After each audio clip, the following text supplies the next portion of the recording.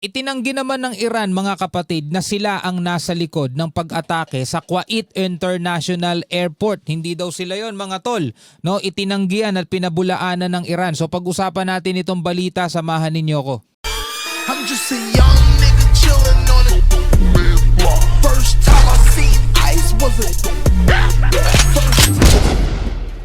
Mula rito sa UNTV News and Rescue, mga tol, mariing pinabulaanan o itinanggi nga ng Iran ang paratang na sila ang nasa likod ng pag-atake sa Kuwait International Airport kung saan isa ang nasawi, mga tol. No, 'di ba nagbakbakan na naman ng Iran at saka US at tinamaan nga etong Kuwait International Airport. Pero sabi ng IRGC, hindi kami ang nasa likod niyan. So ibig sabihin, hindi daw sila ang umatake doon. Sino? Well, para malaman natin ang buong detalye, samahan ninyo ko, panoorin natin to.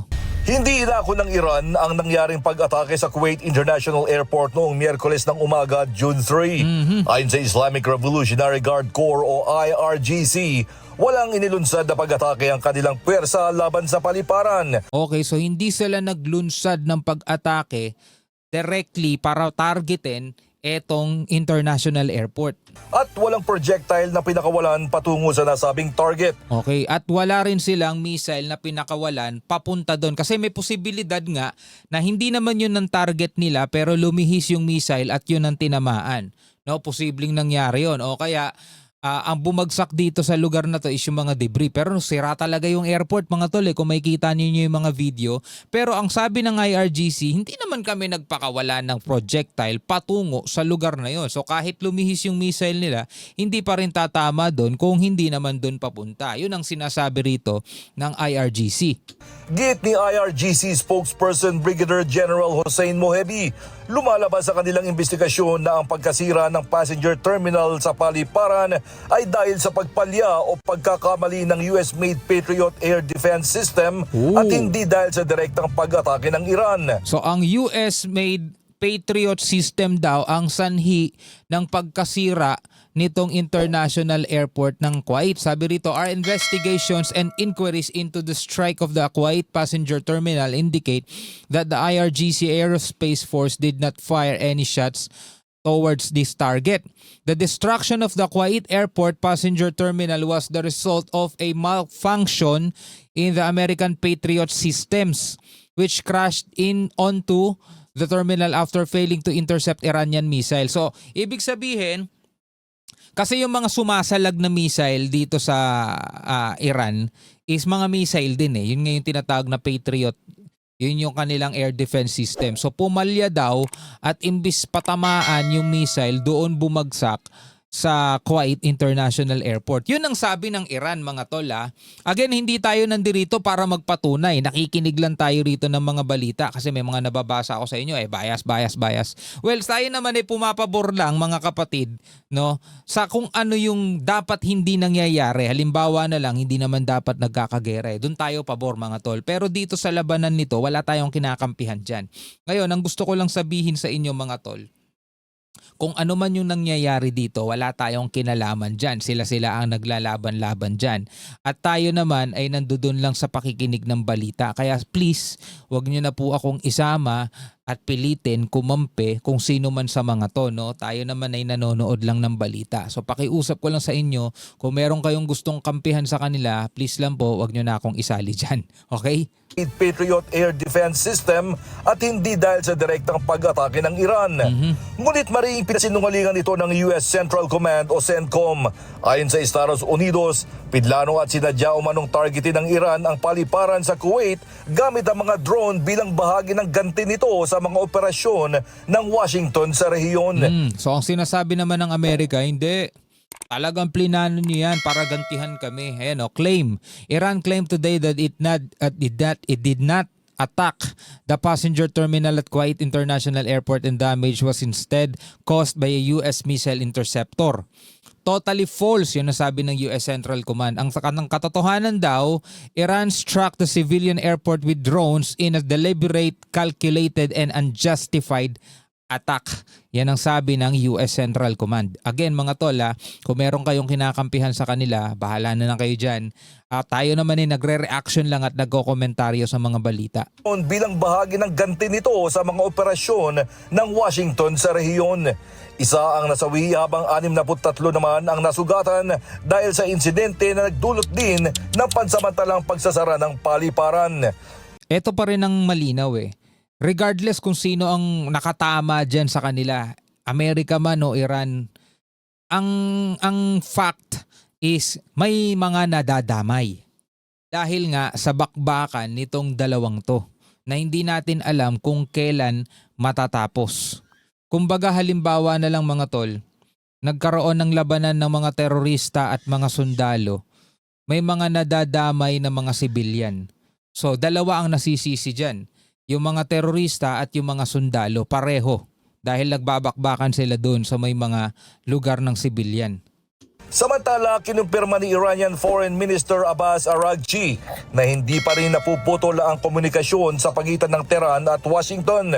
Ang pahayag ay kasunod ng ilang ulat na hinintunan ng Iran ang pagpapadala ng mensahe sa Estados Unidos sa pamamagitan ng mga tumatayong mediator sa negosasyon sa pagitan ng Iran at US. O kahit sa mga balita tungkol sa Iran, hindi rin natin malaman kung ano totoo kasi iba-iba sila na sinasabi. May mga balita nitong nakaraan na inihinto na daw ng Iran ang pakikipag-ugnayan pa dito sa Amerika sa pamamagitan ng mga mediator nila. Ayaw na daw nila makipag-usap.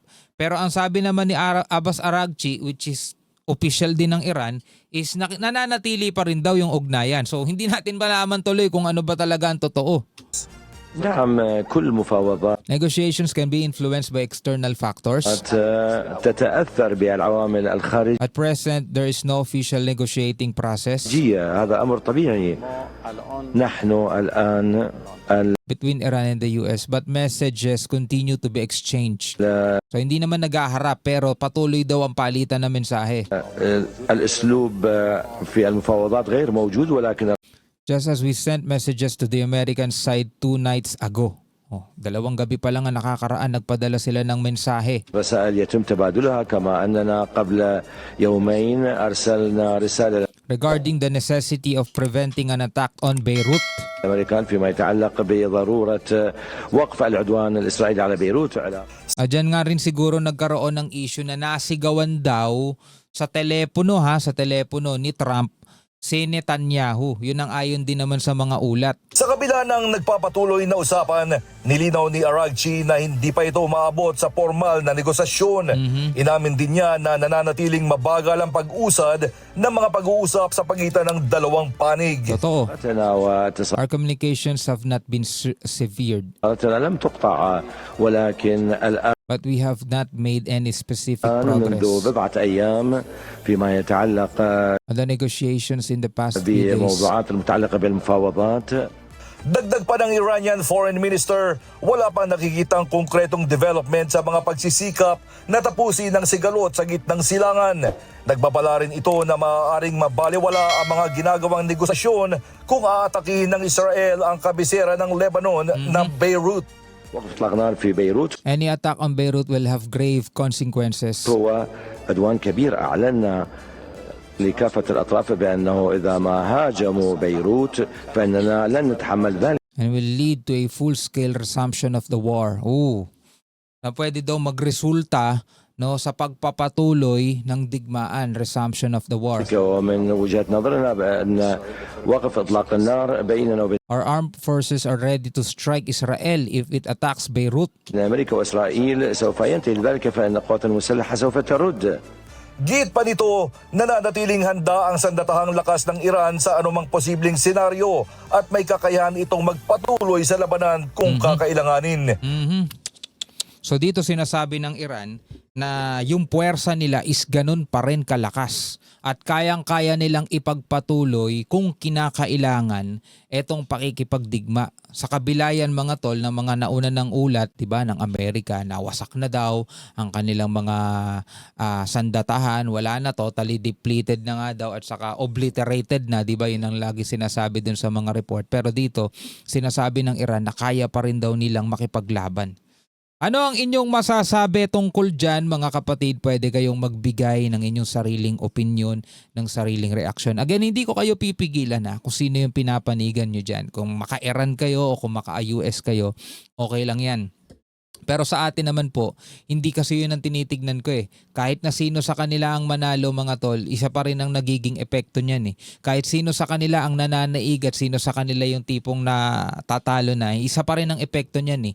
No, pagtaas ng presyo ng langis sa pangdaigdigang merkado, na apektado mga kapatid ang ating bansa. Kaya naman natin pinapanood to, binibigyan natin ng reaksyon para lang at least mga tol, malaman natin, maging aware tayo kung ano nga ba yung nangyayari dito sa gitnang silangan para hindi na rin natin hangarin na yan ay mangyari dito sa ating rehiyon. Dahil alam naman natin may mga banta ngayon, China, Taiwan at posibleng madamay daw ang Pilipinas. Nako, wag naman po sana. Hanggang sa muli mga kapatid, ako nga pala si Shobaldi. Peace out.